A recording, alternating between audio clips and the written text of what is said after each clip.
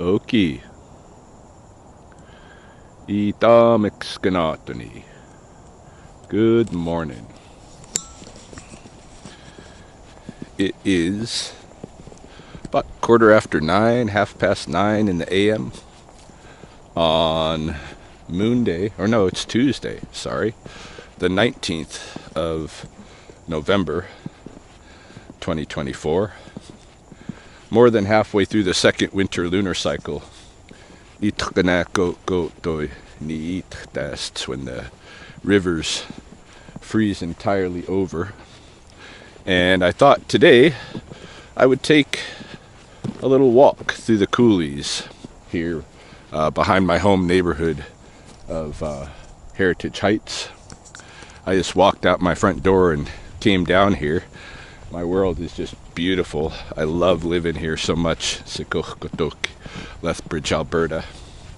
And it's been a while since I've just taken the camera out for a little nature walk. So I figured we'd do that today, especially to document the difference in what's going on this year compared to previous years that I've studied the ecology and the environment out here. Things are changing for sure.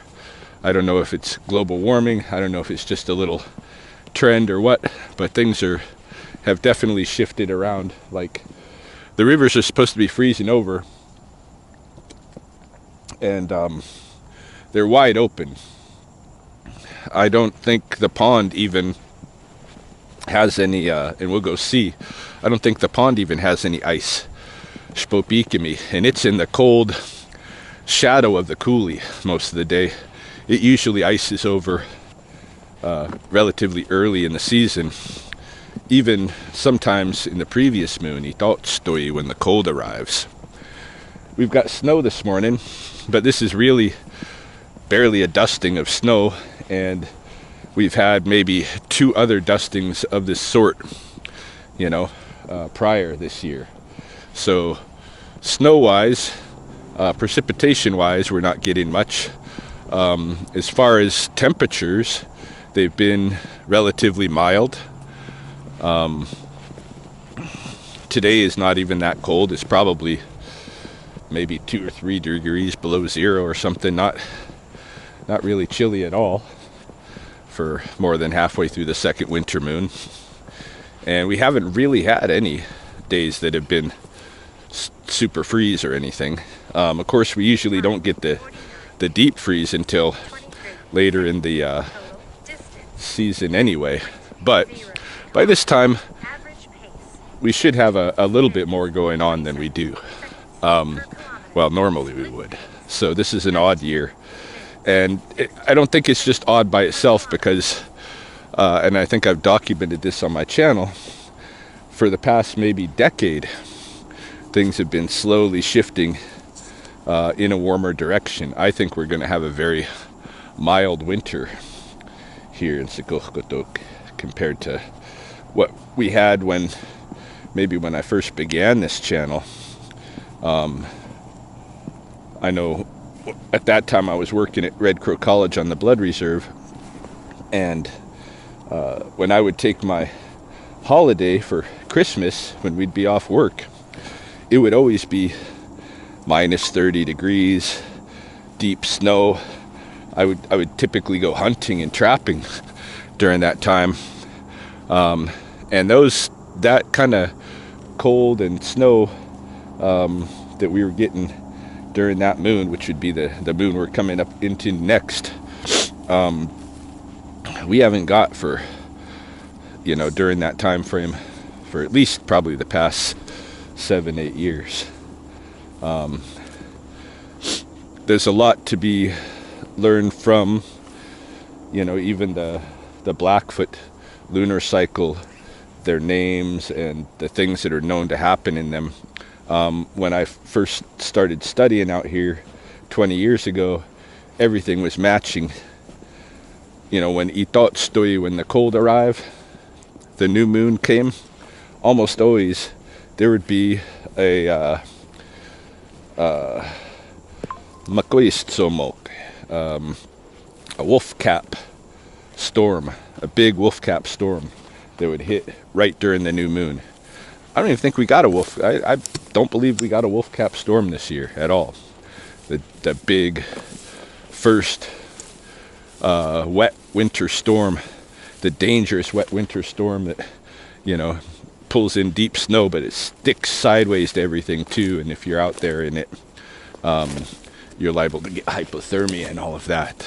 I don't think we got a wolf cap this year, which is very wrong. So, you know, I want to talk about some of that, document some of that, and also look at what else is going on out here today and in this moon. I hear a magpie over here. If you don't know what that sound is, by the way, it's a magpie. So yeah, we're just going to take a little walk. Haven't done that in a bit. I mean, I do the Sunday morning walking talks every week, of course. And by the way, if you're in Lethbridge and you want to join one of those walking talks, get a hold of me. We do it at one of the coulee parks pretty much every Sunday morning. But which coulee park we're going to be in and what the time is depends on when the dawn is happening at that time of year, as well as you know, what we wanted to go investigate that particular week. I came this way down below the high level bridge here specifically to see what's going on here. This is Soxoyatis, which is stinging nettle. And wintertime, I have in the past gathered a lot of these Soxoyatis stems. They're nice and dry this time of year, and these stems have a very high use fiber in them. There's only really two plants here. I'll show them both today. This is the stinging nettle. There's only two plants in this area that have a really good fiber that you can use for making twine and rope and stuff like this. And stinging nettle is one of them. So I'm just coming to look at the state, what it's at. It's in a good state that it could actually be gathered today, but I'm after some different stuff today, so I'm not going to take the stinging nettle. I'm going to save that for later and decide whether or not I'm even going to make use of it, because there have been winters when I've come here to gather those stems and then not even use them. Not that it hurts to gather the stems. They're already dead plants material. They're just going to be, you know, fire hazard stuff out here in the coulee without someone taking them. Oh, here's a good patch right here of stinging nettle. Soxoyatis. I don't know what Soxoyatis would actually translate to literally in English, but that's what it's called in Blackfoot. And some people think that this is poison ivy or poison oak, and they'll call it that in English, but it's stinging nettle is what it is. This is a good, and there's stuff you can do with this plant all year long, you know. Right now, of course, like I say, it's gathering the stalks for their awesome fiber. Yeah, this is a good patch here, actually. I might come play with this, teach the boys how to twine, and we can figure out something to do to make with this stuff. Something cool that we can make. But yeah, right now it's the dry stems that are really useful. In the spring and early part of summer, when the shoots start coming up and the leaves start coming out, that's all good stuff. The leaves, young leaves, are good to eat. You have to take the plant, clip it off at the bottom, you know, dry it out, or take the leaves off wet. But I would suggest just drying them out, because then you can handle them without getting the little hairs in you. And then cook the leaves like a spinach, you know, and they cook up really good, and they rehydrate really good even after being dry. Later in the summer, when they produce the seeds, those seeds are like hemp hearts, high protein, and so later in the summer you get the seeds. It's one of those plants that are useful year-round if you know what you're doing with it. All of this stuff here is, what do you call this? Crested wheatgrass. Grew very high this year. Lots of crested wheatgrass. I don't know anything to do with that, but it looks nice different parts of the season. Usually there's some animals and such in this brush. I expected to see some pheasants or some deer or something, but I'm being a little loud as well, so kind of not surprised. But yeah, we're gonna walk down here. Oh, there goes a flicker. He was just down here on the ground. Let's look at what he was doing. Me kaniki soy.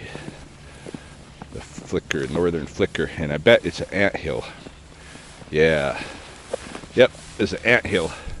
And he's been digging in there, getting the what hibernating residents and such he can. I think there's probably eggs and stuff in there.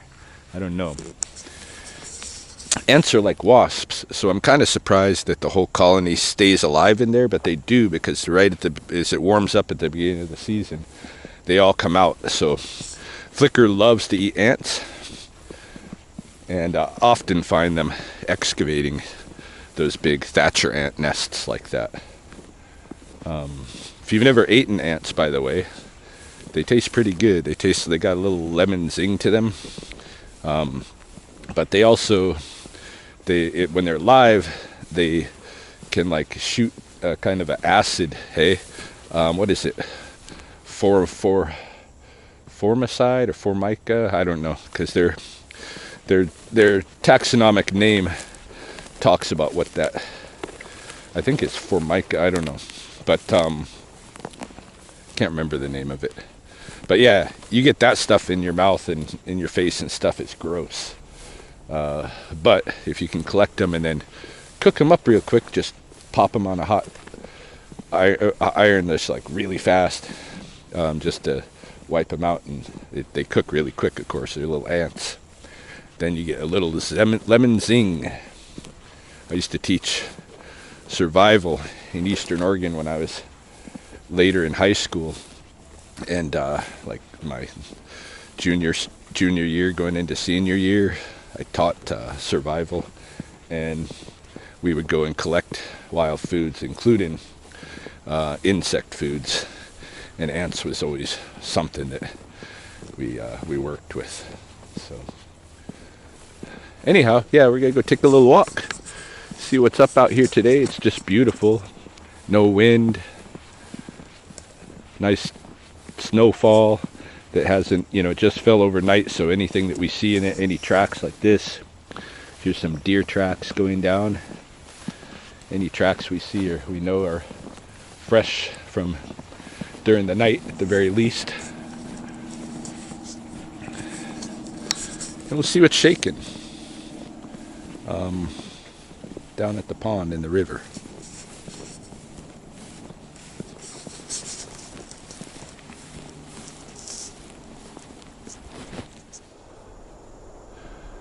I just passed by a couple of Lethbridge police constables that are out for a stroll. They made these prints.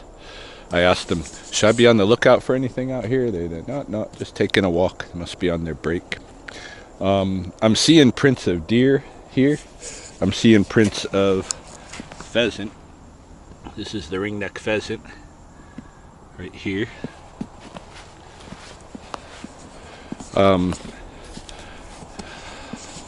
But I'm noticing absences as well, right? Like in here, there could be a lot more rabbit tracks. Certainly previous years there might have been a lot more rabbit tracks in here.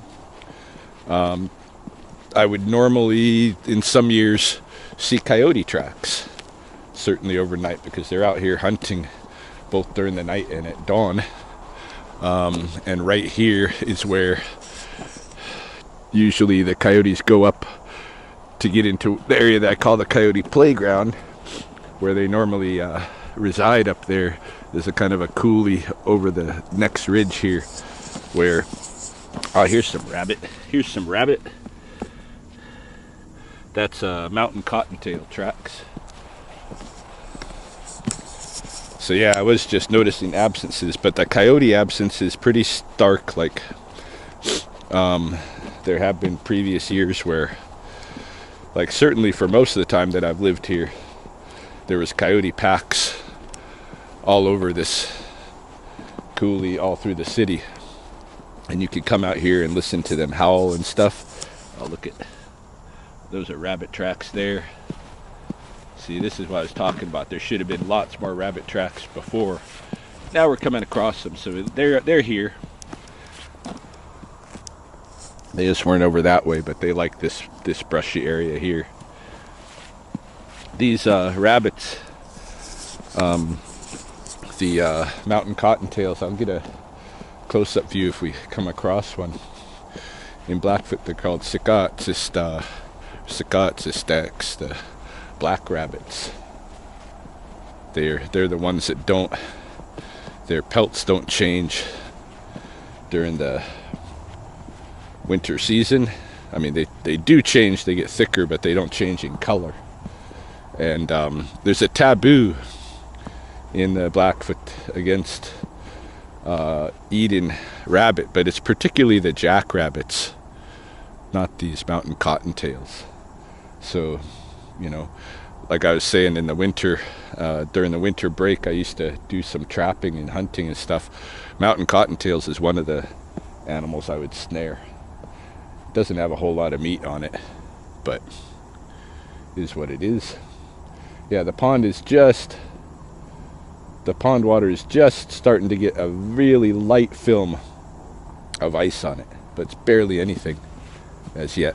It should be all iced over, even solid by now, normally.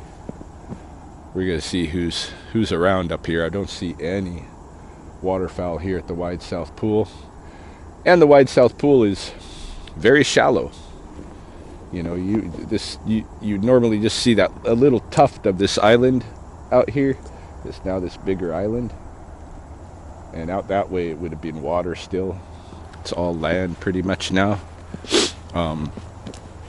because along with the warmth, we're getting also less humidity, I guess. Less, what would you call it? Just less water, less rain. Oh yeah, I was thinking about those ants. The name should have come to me. It's formic acid is the kind of acid that they spray. Formic acid. Tastes like shit. Also, I was just thinking as I walked away from that scene, you know, in the other times, like I discovered poplar borer beetle grubs from listening to woodpeckers and watching them pry them out of logs, and then I tried them myself, and they were awesome. They taste like candy. Poplar borer beetle grubs are big white maggot. It tastes like sweet, like candy. And given that these flickers are excavating the ant nests in the winter like this, when they're all hibernating and stuff, they won't be shooting formic acid. I wonder if we come across another scene like that, I might dig around a little bit and see if I can find any frozen ants. If I can find some frozen ants, we're going to do a taste test and see what they taste like, just straight uncooked winter frozen ants, you know. Yeah, the water is very low here still, much lower than any previous winter, and every year it's getting lower to where I worry about the turtles, the beavers, you know. Certainly we don't have the same diversity of waterfowl who used to nest here every year. But things change, and I'm just monitoring and learning, you know. asking questions, and I feel like I haven't been asking enough questions of nature. I haven't been in learning mode. I've just been in revisiting, remembering, reporting mode, and I haven't really been following up on any mysteries or even identifying any new mysteries to get into. So I'm gonna try to start doing that. And what do frozen ants taste like? The Thatcher ants, I guess, is something to look into. But I'm hoping to find some questions that are even more difficult to answer and more revealing about the nature of the animals themselves. Coming up to the Beaver Lodge, I think I'll get out my other camera so we can take kind of a close look. You can see that the beavers have been out overnight. I'll show you. All right, here's what is now the main Beaver Lodge. The old main Beaver Lodge is here. The new one, which started off for years as just a scent mound, is here. And you can see that the beavers overnight have climbed up onto it because there's snow removed. It's wet and muddy there, so they've been climbing up on, probably packing some more mud. They noticed something. They wanted to tighten up. Right next to their lodge here is their food cache. And we've taken close looks at these food caches here at the pond. I have in previous years. Most of this is going to be comprised of bulrush stems. Not as much like willow and cottonwood as you would expect. But when the beavers have a diversity of food to choose from, they don't tend to go toward the willow and the cottonwood as much as they would some other things. You'll probably find some prickly rose in here, even some chokecherry, a little bit of this and that, hey? And this stuff is anchored into the mud in the bottom. They would have dug down, so it's kind of a deeper pool here, anchored into the mud, and usually weighed down with some logs that already have the bark chewed off of them. Looking for examples of some of those logs perhaps, but maybe right here, hey? Yeah, they usually weigh down the top, but they can't, typically in the winter, once this ice is over, they can't get to the top. They got to rely on what's available, accessible under the ice. And I don't think it's going to be much this year because the water is so low. And their food cache is not as large as it has been in previous years. So again, it's kind of I know in Blackfoot lore at least, watching these beaver food caches will give you some prognosticating indicators of how the winter is going to be. And I think this winter is going to be fairly gentle, given what we're seeing. All right, let's continue along here. Oh yeah, I want to show you the second plant that you can twine with. It's here. It's a water-loving plant, so you always find it by the river or here by the pond and stuff, where the roots are going to get very wet. And this is the plant here. It's growing these red stems with kind of tridents at the end. And this has two English names. Dogbane is one, and Indian hemp is the other. And in Blackfoot language, it's called Inuksapis, the little rope, because of how you can make twine with it. It's a very strong twine and rope that you can make with this plant. And again, just like with the stinging nettle, this would be the time of year to gather the supplies to make that stuff with.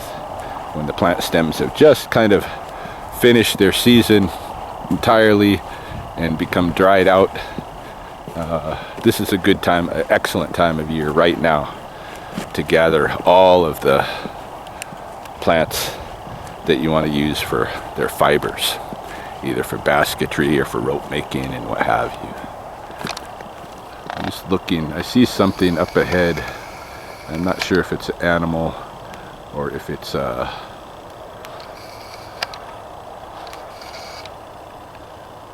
I'm not sure if it's nothing or what. I thought it might be a beaver, but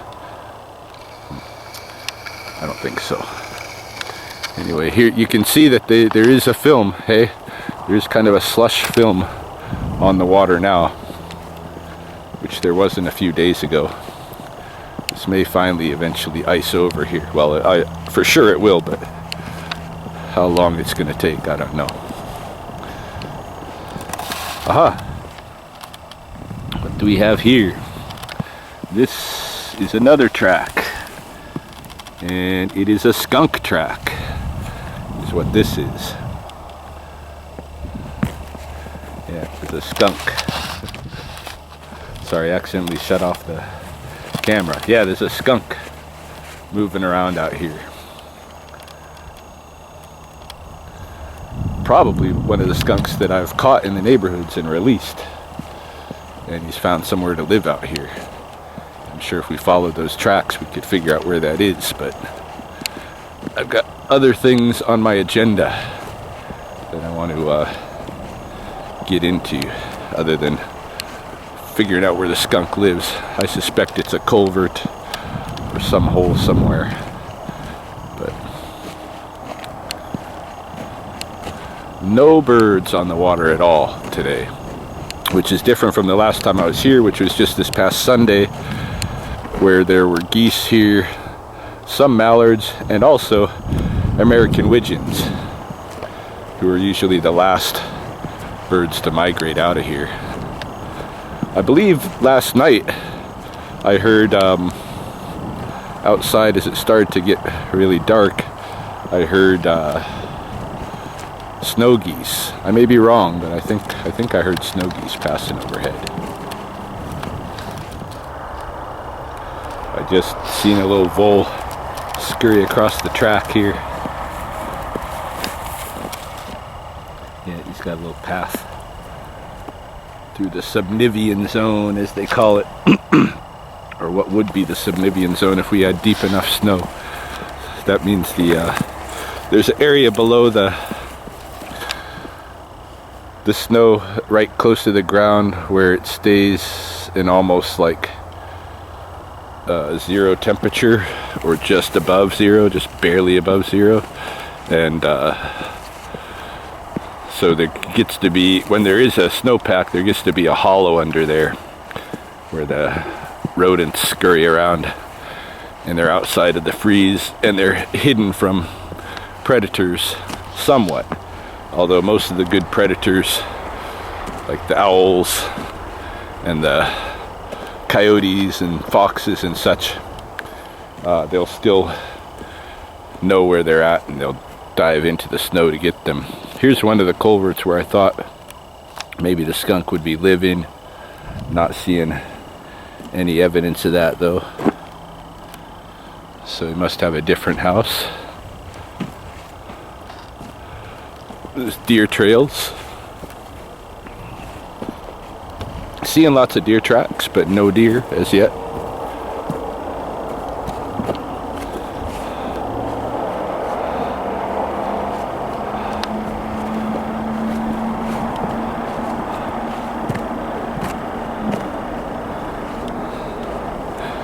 Maybe we'll go down this way. Alright, I'm seeing another kind of track along here. Much smaller feet than the skunk. Much smaller feet.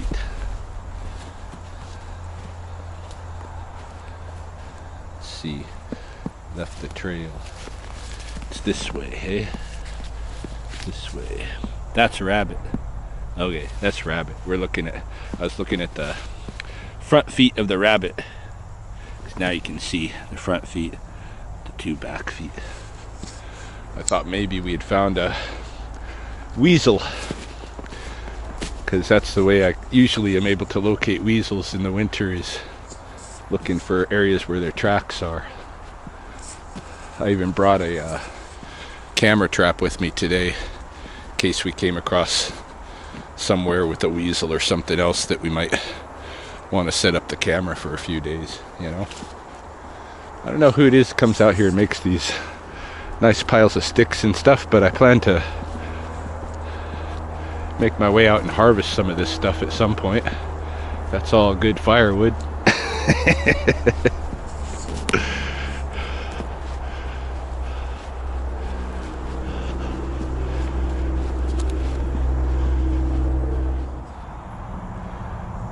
Can see how low the water is here. This is usually a stream of the river coming through here. This is the same stream where I've taken lots of students to look for crawdads and this and that from the Lethbridge schools. And right now it's not flowing at all. There's no water. Up here, of course, I mean, there is the river, but the river is low, super low.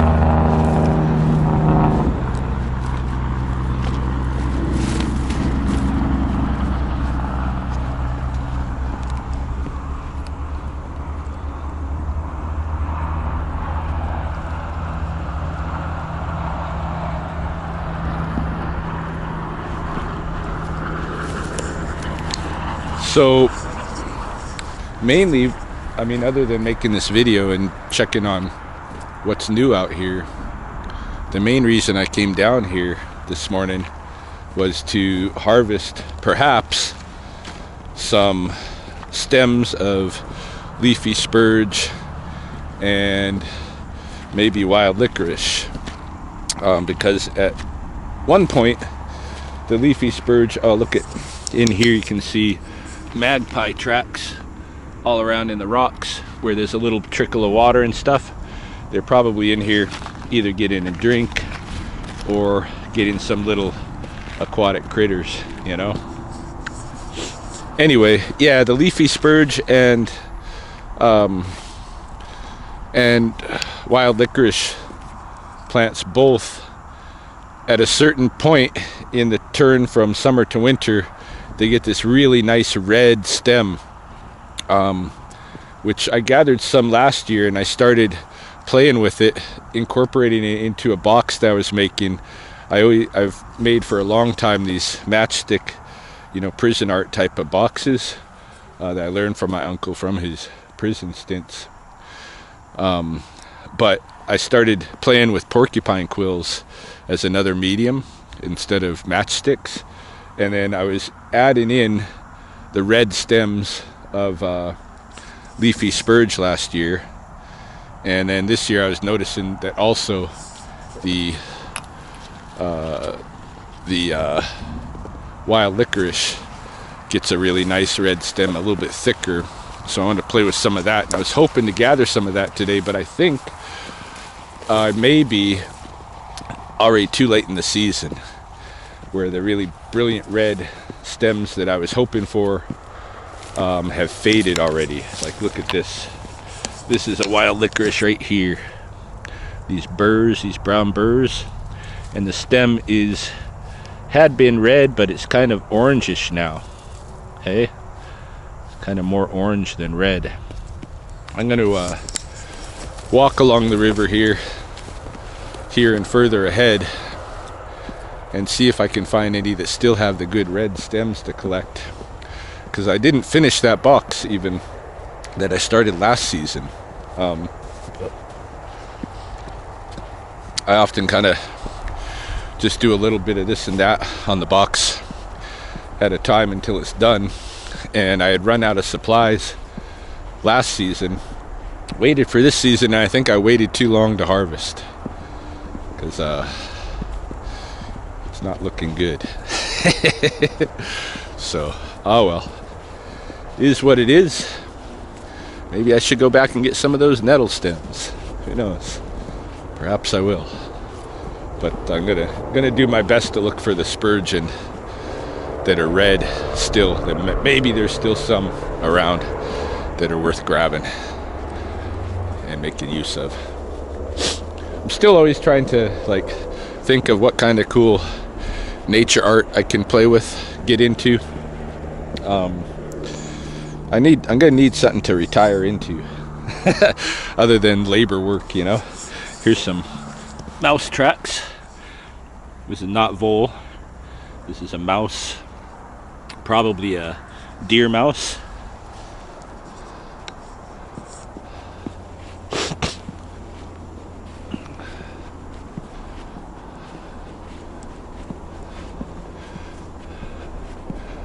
Even though I'm not seeing many animals, it's nice to be outside. The bald eagles should be returning in good numbers here pretty soon. Usually in the next lunar cycle, they all come in. So, but I wouldn't doubt if we see one along the way. I've got my eyes open.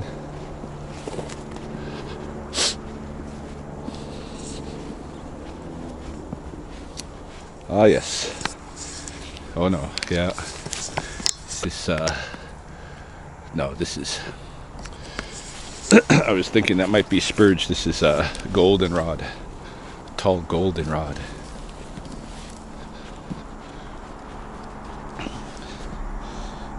Yeah, this is spurge. I guess it's not gold, this is spurge. But you can see the stems. They're red, but not the brilliant red that I'd hoped for.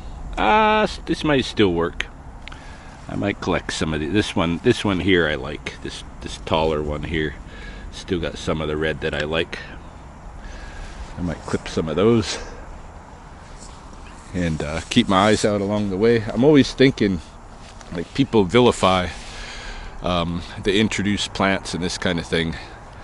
It's really the plants that agriculture doesn't like. They don't like leafy spurge because it's poisonous to livestock, and but in kind of resistance to that, I'm looking for ways to use leafy spurge to make it useful.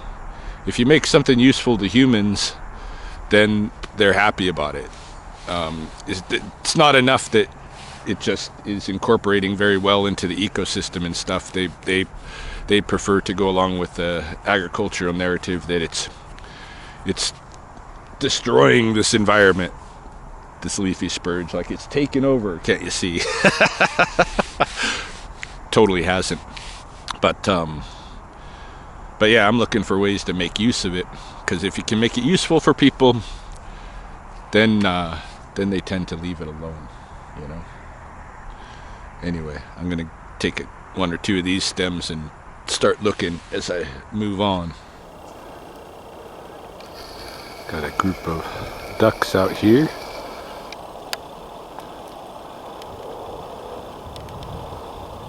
Looks like mallards. I was curious if maybe some of the widgeons were around still from the other day.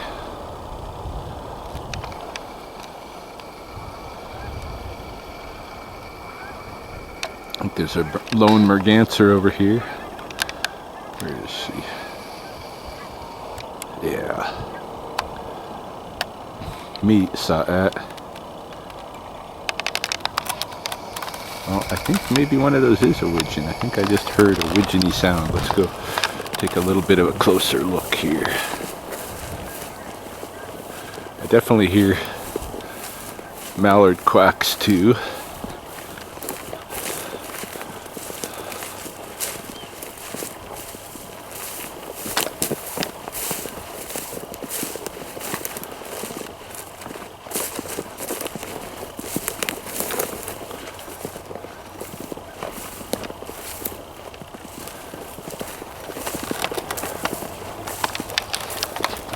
Zoom in again here.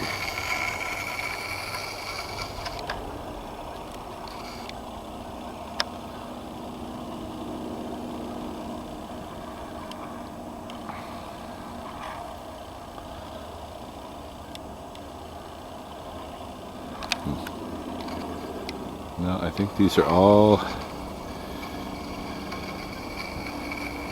Mixicutseeks, mallard ducks, red legs.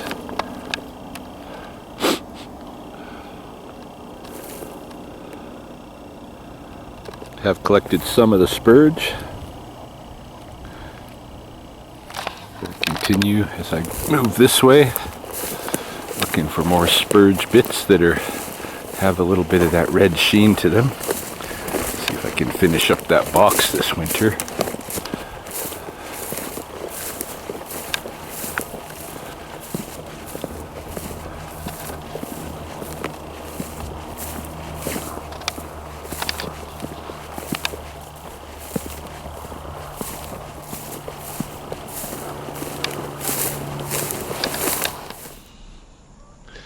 These were probably really good maybe a few weeks ago.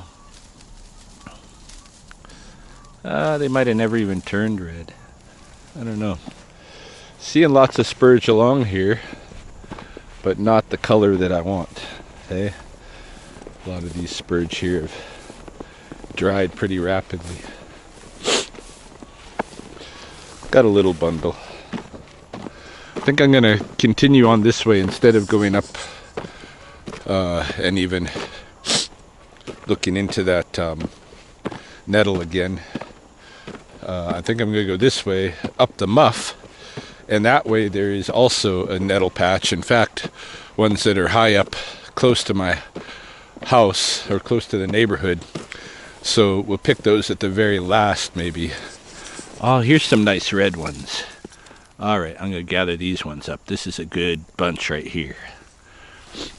Yeah, we'll just continue along here and then head up the muff, which is a bike trail that comes right down the center of the coulee and leads pretty much right into my neighborhood.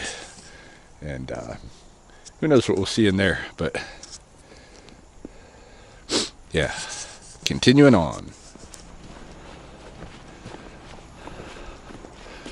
Yeah, I'm thinking before we go right up the muff, we're close enough, we might as well go look at the stormwater drain canal coming out of Ridgewood, because that's one of those always open water in the winter places.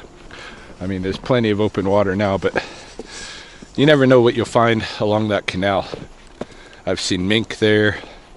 A lot of times there'll be birds of prey hunting the canal, you know, so it's worth stopping in while we're down here, even if nothing's happening. I think I've got now enough spurge, although I'm continuing to gather more if I see more, because I may do other boxes this winter too. Look at this nice beaver dam here. In fact, there's a couple of dams going up that way. So this beaver family's been pretty active. I was kind of worried that they'd departed, but it doesn't seem so.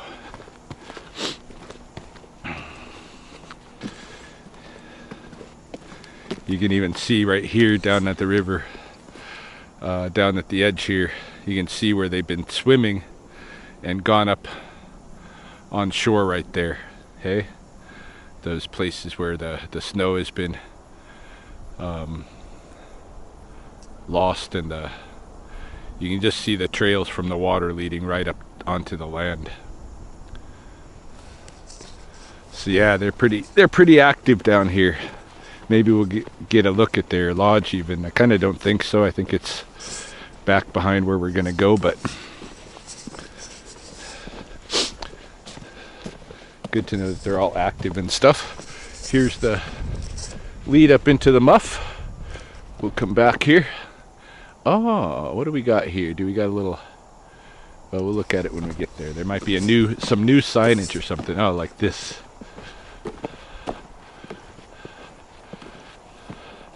Trails merge, yield to pedestrians.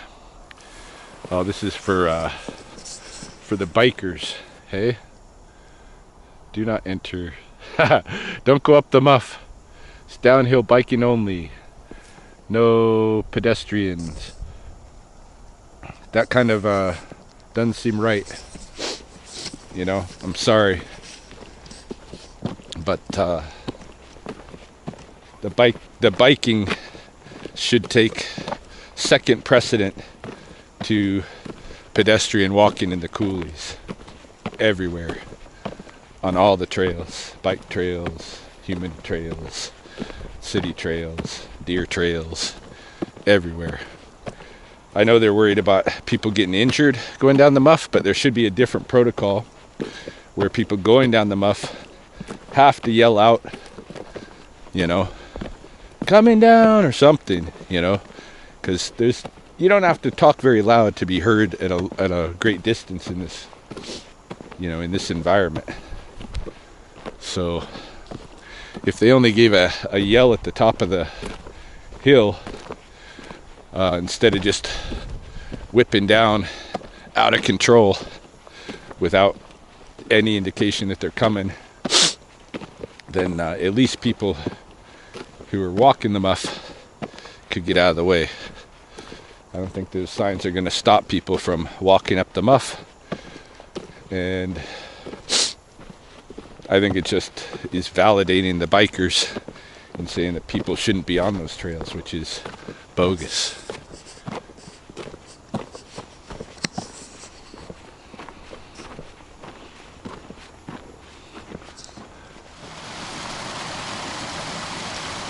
Here's the storm drain coming out of Ridgewood. And another thing this time of year that's good here are the rose hips. Guinea.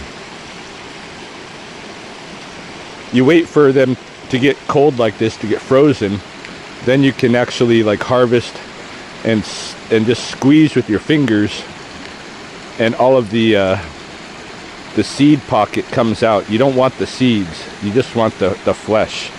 I didn't do a good job with that one, but hold on, let me try that again. You can even pop off this end, the bottom end, to create a hole, and then squeeze. Try to keep what flesh you can. You just want the seed packet. It might be a little bit still attached too much now. I gotta wait for it to freeze a little bit more. But it's getting there. There's a time when you can squeeze these and that seed packet will just flap right out.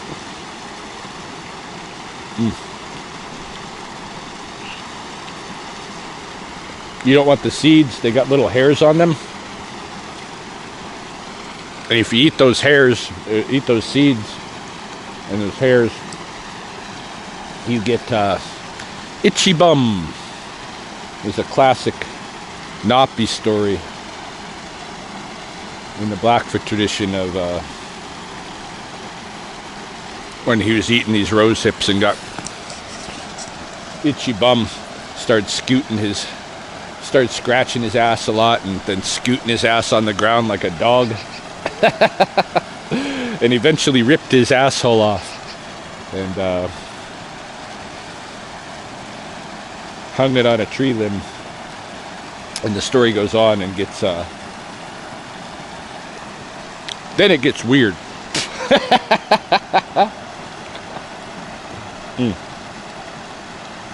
But yeah, these are one of the winter fruits.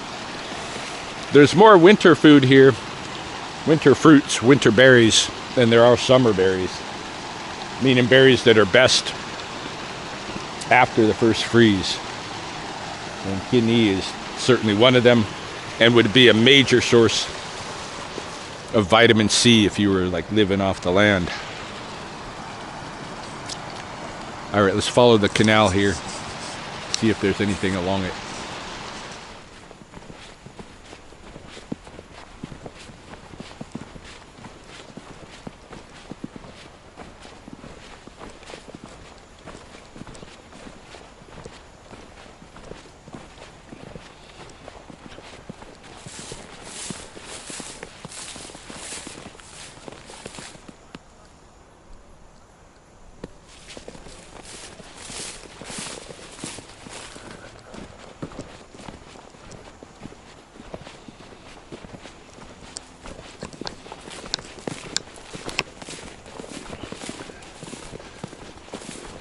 Oh, there goes a great blue heron. Fuck. It was up in the tree here. He just flew down, and I don't think I got him on video. Or if I did, he would have been hard to see with this camera. I'm going to switch up cameras in case I come across him up here. Alright, we got the other camera rolling, and we're going to go over here and see if we can find that heron. I am noticing here coyote tracks, by the way. So over this way there is a coyote. But I have never seen Mochgummi, the blue heron, here at this time of year. It's way late for them to be here. They should have left halfway into the last winter moon a month ago. They should have been gone. But that was definitely one right there. Gonna go up here and see if we can spot it again. Christmas bird count is coming up. Imagine getting a blue heron on the Christmas bird count here. That would definitely be a first. Alright. Oh, over here looks like it's the Beaver Lodge. We'll check that out. But I'm just going to see if I could figure out where the heron landed. And I don't see it here. Unless that's it over here. What is that? Hold on. My viewer, I have a hard time using my viewer for this stuff. Shit.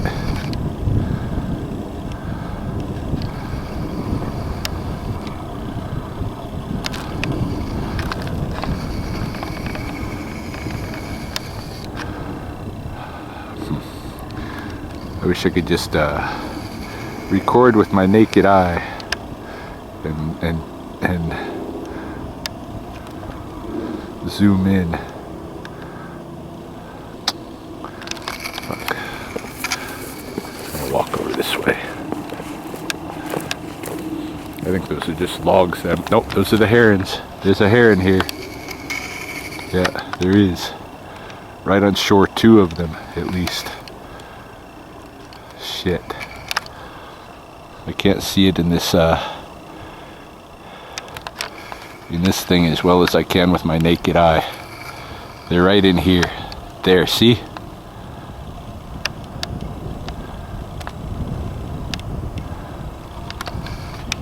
There's one, there's another one over here. These are never here in this lunar cycle. Hugely bizarre.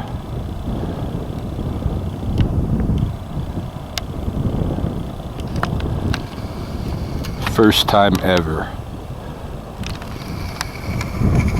I'm not gonna go bother him further. I think what else I was seeing out there is just a stump. I think it's just the one heron. Look at this though. Here's this beaver's food cache over here. This beaver family, they have a huge food cache. I would go show you. There's 2 piles. Hold on, maybe if I back up a little bit here.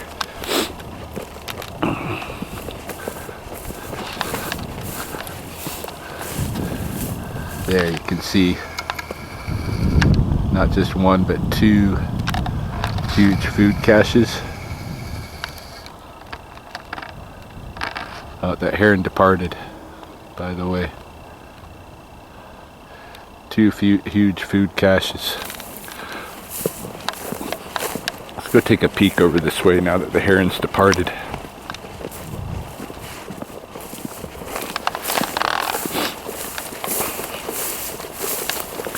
That's crazy.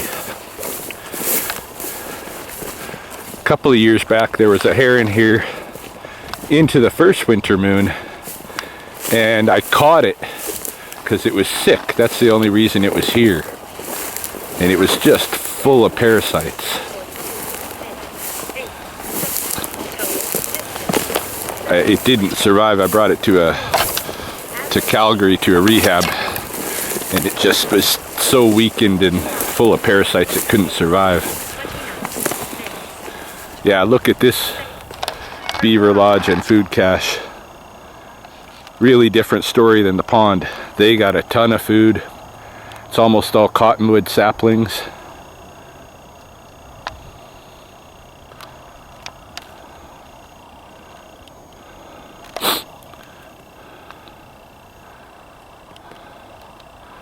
Pretty wild.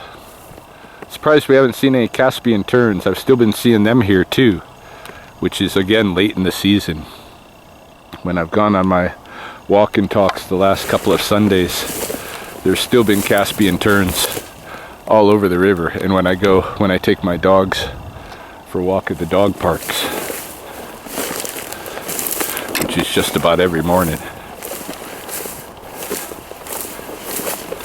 Alright, that was cool. I'm glad we came this way. I would not have ever expected to encounter a blue heron this time of year. Alright, we are ignoring those warning signs saying do not enter, and we are starting our way up the muff regardless. All along here there are socks. So yeah, it's just the stinging nettle again along the trail edge here. But like I say, when we get up closer to the coulee rim, closer to the neighborhoods, I know there's a good patch, and I might as well stop there, get a few stems. Des just messaged me, let me know that my baby boy Ilya is waiting. Hell, you can see there's been a pheasant hanging around in here. Oh, there's a magpie right up ahead. Must be hunting for something. Magpies are good teachers for local ecology. If you find them and keep an eye on them, they'll show you all kinds of stuff that's going on out here. Yeah, Ilya's waiting for me. She sent me a photo of him, and in his cage, as I call it, and I said something to the effect of, tell him I'm on my way up to the coulee, I'll be home soon. And she said, I told him, I think he said, better be.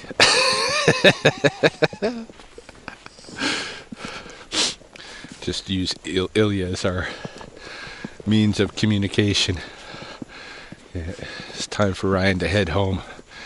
I've been out here a few hours now. Well, a couple at least. I think it's almost noon. Alright, love the muff.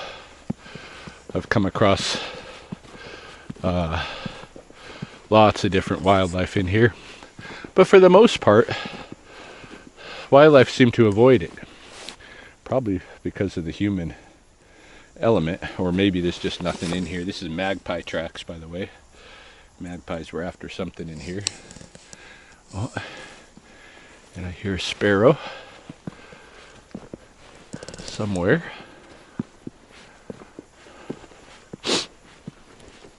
Yeah, I used to run the muff almost daily.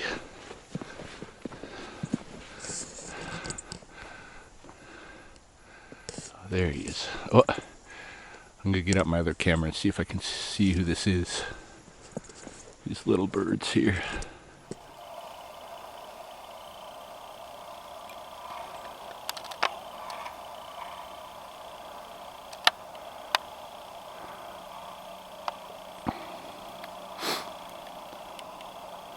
Alright, here's one of them. See, I'm not even sure who it is on sight either. Might be a junco.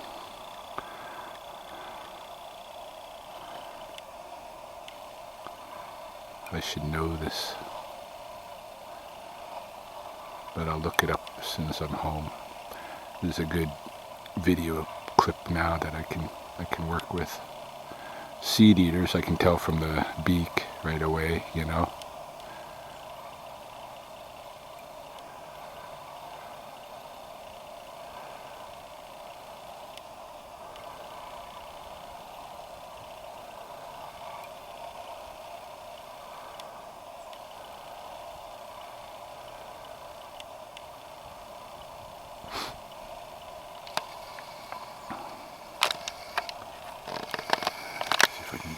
of them on film. So I don't know if that's a male or female, or if there's differences in coloration between the sexes of this species or not. I gotta check it out.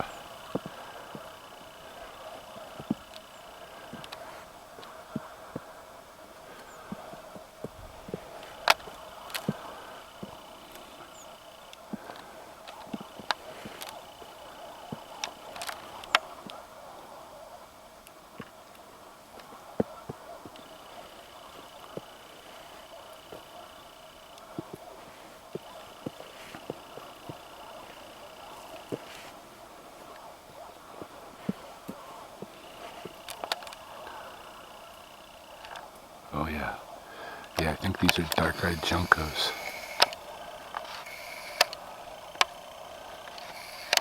Let's see. Shoot. I got this one on frame. Hold on. This one right in front of me. Where is he? There he is. Boom.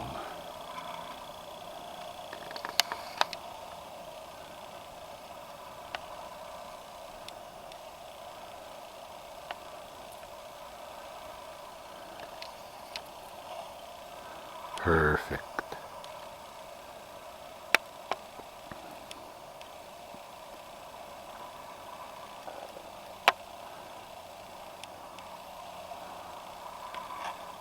Yeah, if I'm not mistaken, these are juncos. Dark-eyed juncos, but I'll check when I get home to make sure.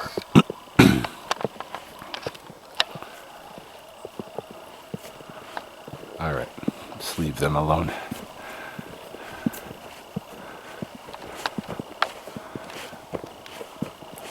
I think we're already coming to the top of the muff. Indeed. Alright, next stop will be the nettle patch, probably. Here's the nettle patch I'm talking about. All of these tall black stems in here are nettle. So I'll take a little bundle home with me. Might as well, since I'm passing through. It'll give me an opportunity, learning opportunity with the boys later. Teach them how to twine, although I should get them to come out here and harvest with me first. Maybe I'll show off twining at home and then tell them if they want some. I gotta teach them from the beginning. They gotta come out and harvest, and then we'll see who actually wants to do it. Yeah, but I'm gonna take some of these right now.